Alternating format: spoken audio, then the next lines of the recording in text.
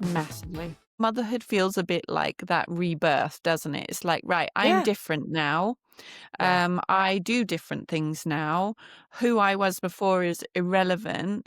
Where, the reality is that what's happening is, yes, you're kind of reborn when you become a mother, and there are new things that come to light about you in that process.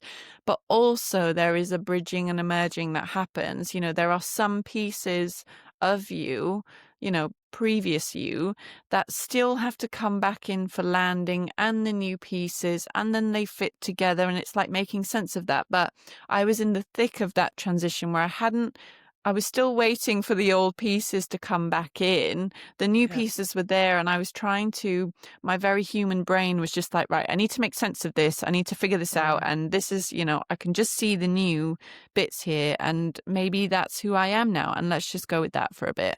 And I was in that process of becoming, but couldn't really see it because I was in the thick of it.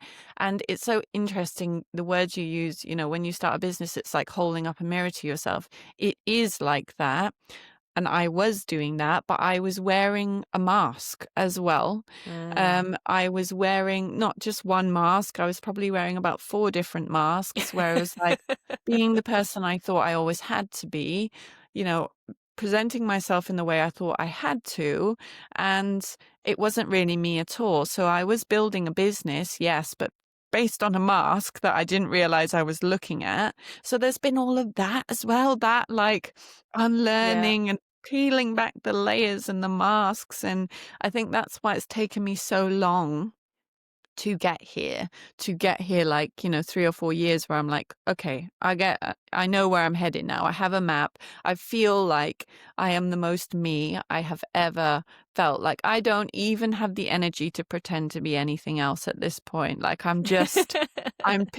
stripped right back. I am exactly who I am, and that's it. And like, people say to me all the time, oh, thank you so much for being just so real and unfiltered. And I'm like, I couldn't be any other way now. I just don't have the energy, the resource, the capacity to put on a front anymore. I just don't have it in me. And I don't want to have it in me either, because having done that for so many years, it's utterly exhausting to be something other than who you are. And I was doing that my whole life. And this process of starting my own business has really forced it out of me, where it's like, no, you can't build anything sustainable that isn't who you really are. It's not going to work. If it's not true to you, authentic, like what you really want to do, feels really good, it's just not going to go anywhere. And that's what I have learned over and over and over again. And I feel like I'm finally building something. I feel like I'm starting again, which is really annoying, but I've made peace with that. I've made peace with the fact that I am building again, but from a more authentic, aligned place than I ever have before. And that feels really good, but also really daunting, because it's like, oh, here we go again. I've done this before. And it's not like my business has drastically changed, but I have changed, and I have pivoted over the last year toward where I really want to be. But it's not been easy. It's hard. Yeah, it's really hard. And you've been grappling with all of that whilst also grappling with motherhood. Yeah, And with that 3 that in itself. I wild mean, children. yeah, well, but these are massive, massive identity shifts. These are probably two of the biggest, most impactful moves you could make in your life in terms of forcing personal growth.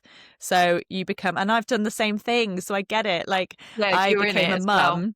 Mm. Yeah, I became a mum and had like this seismic identity crisis, and I had all the parts. Like, I knew things about myself similar to you. Like, I knew that I wanted to have an impact. I knew that I was kind of driven and ambitious, and that I wanted to do stuff. I knew that I always expected I wasn't going to like sink in to motherhood and just sit on the sofa. Like, it's not, it never kind of just came naturally to me. And I'm sometimes envious of women who do. But I knew all those pieces. I knew I had these ingredients, but I didn't know what the hell to do with them. I knew that I had to have some sort of creative outlet, but I didn't know what that would be, because I'd taken my wedding photography business like you did with the academia, and I had just put it in the bin. I'm like, well, it's not that Yeah. now, so bye. Yeah. Like, it's gonna. Yeah. And I thought maybe I'll do something in gardening. Maybe I'll do something. I opened a print shop. Like, I did all these mad things, and they're not Wow. mad, but I did all these, like, just testing and trialing, because I Mhm. was like floundering, like, what is the next step for me?